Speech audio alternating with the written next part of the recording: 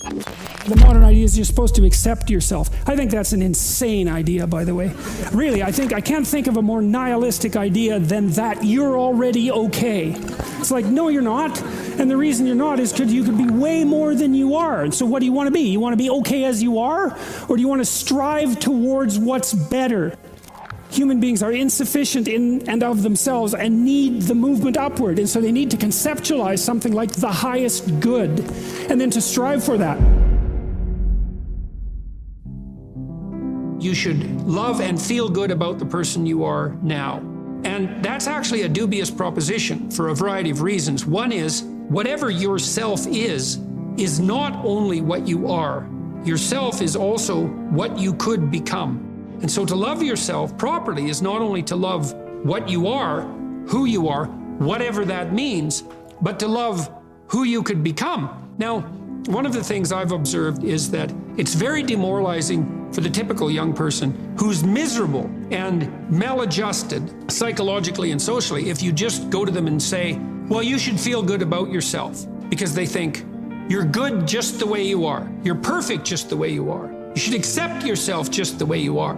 It's like, well, okay, so what does that say about who I should become? Is that just now off the table because I'm already good enough in every way? So am I done or something? What about who I should become? And then, well, how should I feel good about myself when I don't? Because I'm not getting along with myself. I'm anxious and hopeless and nihilistic and depressed, and I'm not getting along with other people. So how is it that that's all somehow something I should feel good about without being deluded? And these are complicated questions because you don't want to beat yourself with a stick, which might be the opposite of that. So, well, feel bad about yourself. It's like, no, be judicious and merciful with yourself and think that you need to accept yourself in some way, the way a mother accepts a child. But the maternal spirit is not the only spirit that governs the love that a child requires properly.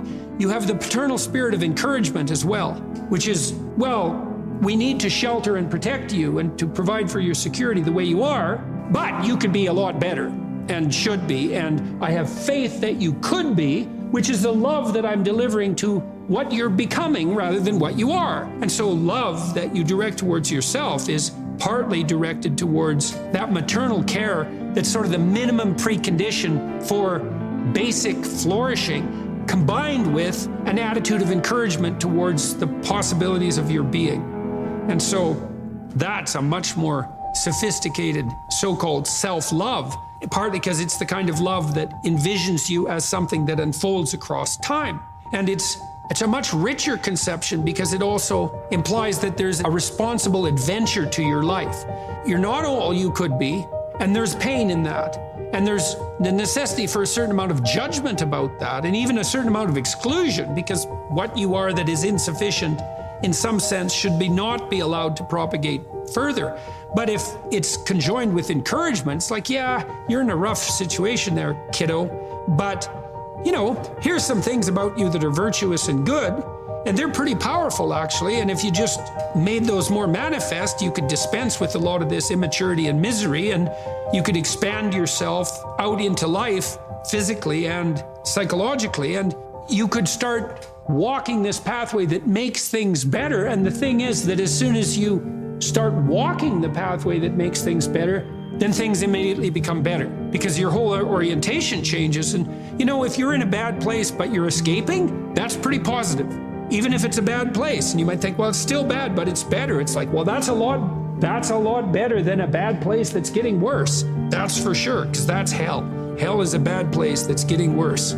That's for sure. And so if you take the bad place and it's getting better, well, it's already not hell, that's a start. And so this notion of love, we've confused this with the maternal instinct for an infant. It's like, because an infant under 6 months, it's like, well, of course, your attitude towards an infant is you're exactly okay the way you are. But that's not what you do to any child that's older than 6 months. You start laying down some criteria for becoming, for improvement.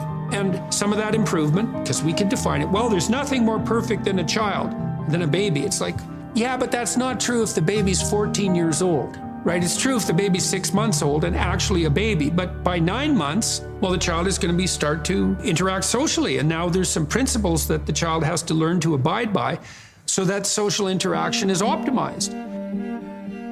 You want to take the infant who's entirely dependent and turn them into something that's autonomous and then socially integrated, and then socially integrated in a manner that's moving them towards individual responsibility.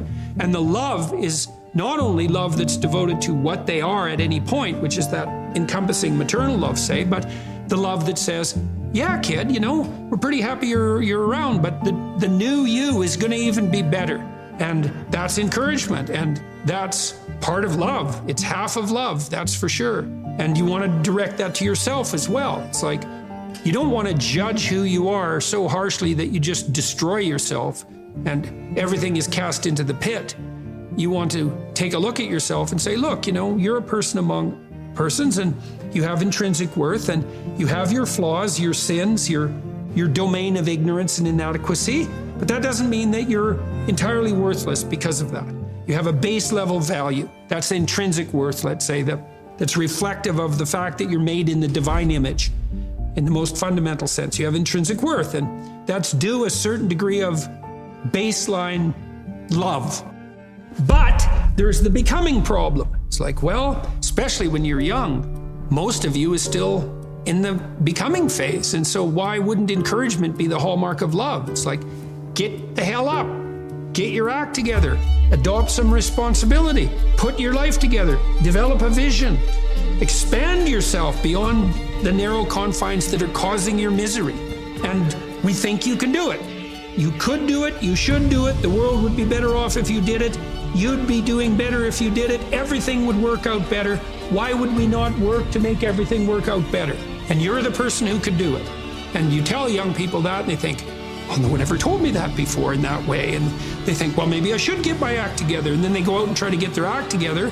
And they think, well, turned out that worked and I'm less miserable. I could try doing it a little bit on a broader scale. And they try that and they think, wow, people seem a lot happier with me. I have more friends and I'm more popular and I'm a little more physically attractive because I'm standing up a little bit straighter. And then away they go and unfold, man. Be a force for good in the world. And that'll be the adventure of your life. When you're getting ready in the morning, when you're working, or when you're simply looking to open your mind, download Mindset and listen to your favorite inspirational speeches of all time. Your brain is the most powerful weapon in the world.